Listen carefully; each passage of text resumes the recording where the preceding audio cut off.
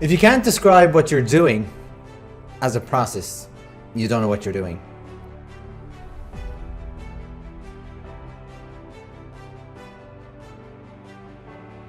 And this is a great quote by a powerhouse in the world of manufacturing and quality in the early 20th century. And in fact, he was very instrumental in building Japan after World War II with Deming and Duran.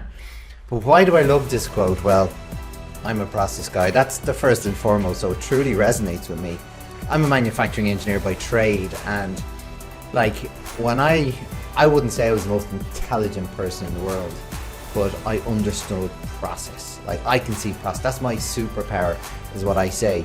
So when I go into companies, I have no idea. I'm hearing all these conversations and thoughts and ideas and issues from many different angles, many different perceptions, and I have no idea what they're talking about. And so what I always did, I said, okay, I'd always go, let's map it, let's map the process. And this is how I could learn what they did. And we would map it out step by step. There could be 15, 20 post-its on the wall. And once we've done that, then I go back at every single step and we talk about what's the good, the bad and the ugly at every single step. We build all the issues along every single step. Now this could take 2 to 3 hours, and in fact, then there's more additions all the time. But the goal of it is, from my perspective, so I can understand what they're doing. But here's the thing, the reason why this is really powerful from their perspective is because it's the first time they've ever seen themselves in a process, in an end-to-end process or a supply chain. They're usually coming into work and they sit on a chair, they're in a little bubble, they do their day's work and they go home. And obviously people want to do a good job. But here's the thing, when I put them in the room together, it's like a eureka moment. It's transformational because they had no understanding what they did had a consequence, for good or bad, downstream. And when they were presenting something a certain way, whether it's an Excel file, whether it's a half-built product that's on the assembly line, they may be doing something that could cause somebody to either rework something and spend a lot of time on it. And that reduces efficiencies and creates more effort. And they don't realize it. But it's so transformational because I don't even have to say anything to them because they're already collaborating on, look, I'm really sorry about that, I want to help you, let's talk after this and make it better.